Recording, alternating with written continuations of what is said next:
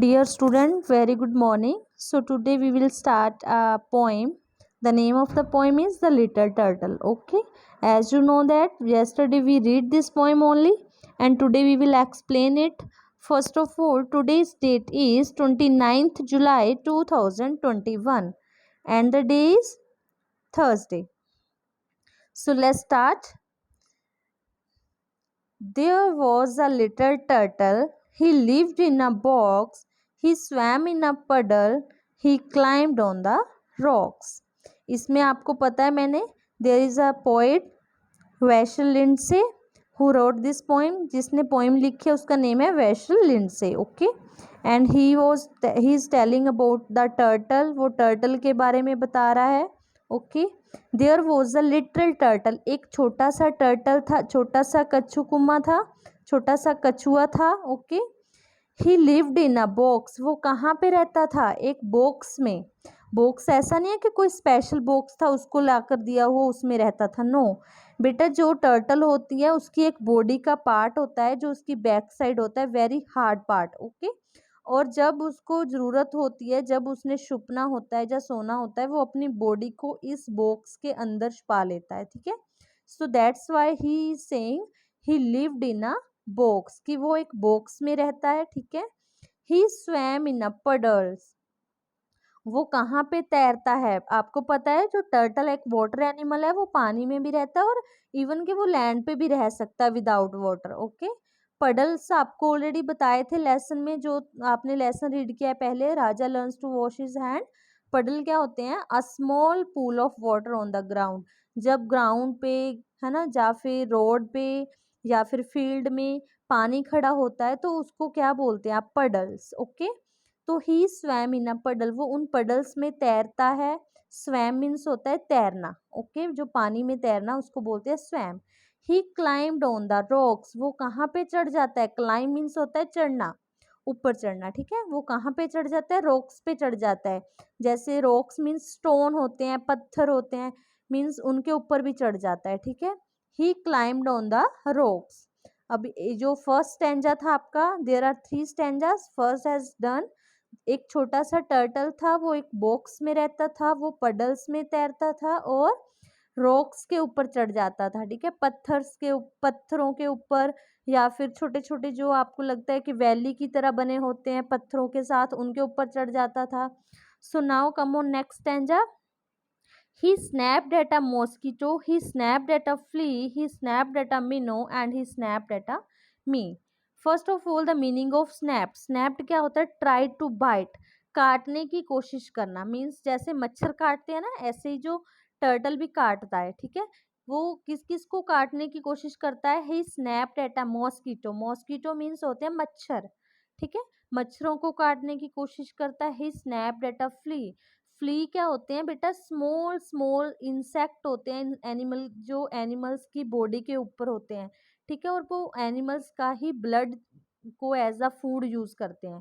ठीक है. जैसे आपने देखा है कि डॉग्स को भी लगे होते हैं छोटे छोटे, जैसे उनको पिस्सू बोलते हो या चिच्चड़ वगैरह बोलते हो आप, है ना. So that are called flea. वो उनको भी खा लेता है, काटने की कोशिश करता है. Snap data मिनो. मिनो क्या होता है? छोटी छोटी फिश, स्मॉल फिश.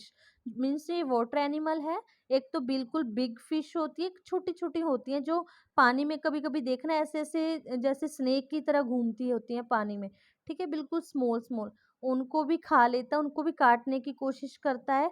ठीक है. And he snapped at me. Even के वो हमें भी काटने की कोशिश करता है. अगर आपको कहीं टर्टल दिखता है तो वो आपको बाइट कर सकता है, आपको काट सकता है. ठीक है.